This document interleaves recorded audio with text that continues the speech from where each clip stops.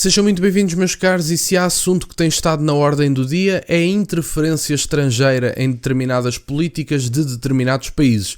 O que nós vamos falar no dia de hoje é a influência estrangeira de determinados países noutros. Eu venho falar-vos da interferência de Bruxelas na Alemanha sobre a ideia de forçarem a coligação entre o centro-direita e o centro-esquerda, quando na verdade Bruxelas não deveria ter nada a dizer, porque, como percebem, é a influência estrangeira em determinados países. Mas esta influência é permitida. Enfim, vamos ver, meus caros, esta notícia, falar um bocadinho sobre o assunto e tirar também algumas conclusões do que pode vir a ser esta situação na Alemanha. Ora, temos interferência estrangeira. Bruxelas pressiona CDU e SPD para formar governo na Alemanha.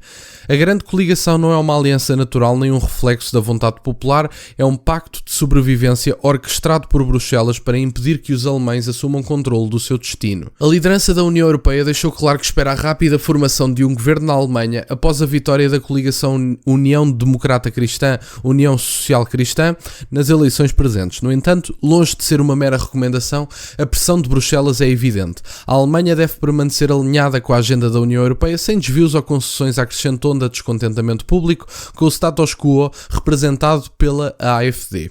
A alta representante da União Europeia para a política externa expressou explicitamente o seu apoio a uma grande coligação entre o CDU e o SPD, no caso o Partido Social Democrata. O povo alemão fez a sua escolha, agora eles precisam de montar o governo e espero que eles façam isso o mais rapidamente possível, porque realmente precisamos de seguir em frente com as decisões também no nível europeu que exigem a participação alemã. Mas, meus caros, eu acho que é relevante falarmos um bocadinho sobre este assunto. Sem dúvida nenhuma que a Alemanha tem um peso imensurável na União Europeia. Eu acho que isso é inegável. E, portanto, pode sim haver alguma preocupação por parte dos burocratas em Bruxelas, não digo que não. Mas convenhamos, nós temos que ver também que um partido como a AfD, que inclusive é abertamente anti-União Europeia, também teve uma enorme votação, inclusive duplicou a sua votação na Alemanha. E, portanto, eu acho que é significativo nós olharmos para este fenómeno e vermos que o povo decidiu foi dar o pior resultado de sempre, ou dos últimos 100 anos pelo menos, ao SPD.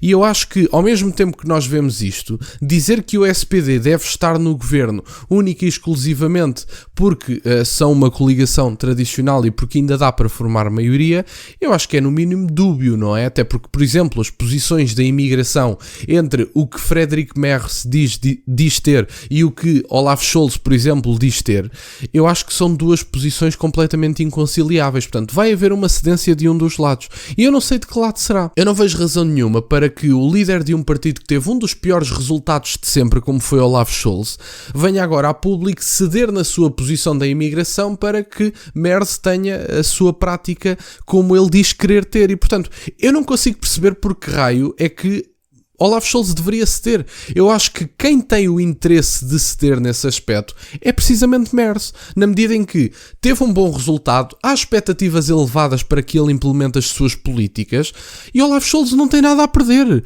Olaf Scholz lidera o partido que teve o pior resultado dos últimos 100 anos. Alguém acha que Olaf Scholz tem alguma coisa a perder? O homem neste momento vai fazer a vida no inferno de Friedrich Merz. E, portanto, partindo do pressuposto que Friedrich Merz quer mesmo implementar aquela solução, eu acho, sem dúvida nenhuma, que Friedrich Merz é um homem corajoso. Determinadas situações que ele disse, que não são particularmente mainstream, que não são... Ele tem posições, aliás, bastante vincadas, inclusive é sobre a formação de uma potência extra nuclear, de um aumento exponencial da força nuclear da Europa entre a Alemanha, o Reino Unido e a França, se não me falha a memória.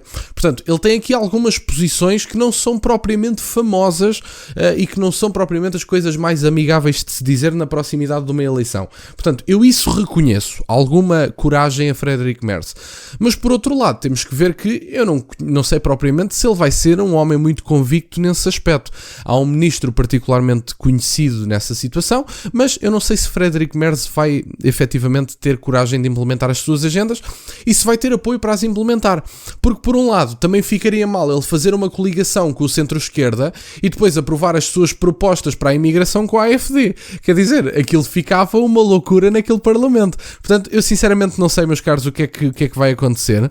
Eu acho que há aqui claramente pressão por parte de Bruxelas, mas esta, como sabem, é a pressão do bem. O Elon Musk não pode dar visibilidade à Alice Weidel fazendo com ela uma conversa no Twitter. Mas a União Europeia pode dizer abertamente que espera que a Alemanha faça uma coligação entre o centro-esquerda e o centro-direita rapidamente, que é para estarem alinhados com as agendas da União Europeia.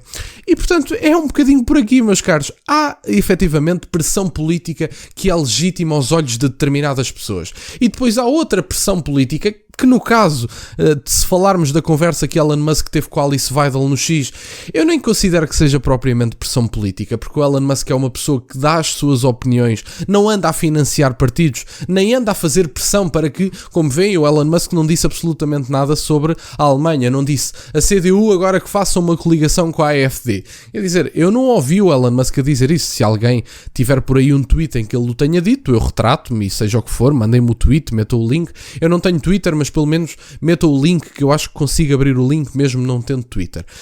E, portanto, quer dizer, o Elon Musk não andou propriamente a fazer isso, mas a União Europeia já o pode fazer, vinda de Bruxelas. Porquê? Não é influência estrangeira? Ou agora, como somos os Estados Unidos da Europa, já é tudo uma grande federação e, portanto, já é influência interna aos olhos dos burocratas de Bruxelas? Tenham vergonha na cara, sinceramente. O povo alemão decidiu e, efetivamente, eu acho que Merz vai mesmo fazer a coligação que é desejável para os burocratas de Bruxelas.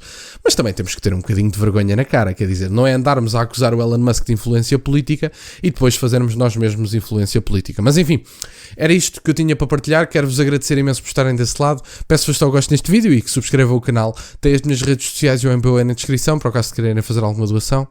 E nunca se esqueçam, meus caros, questionem tudo. Até à próxima.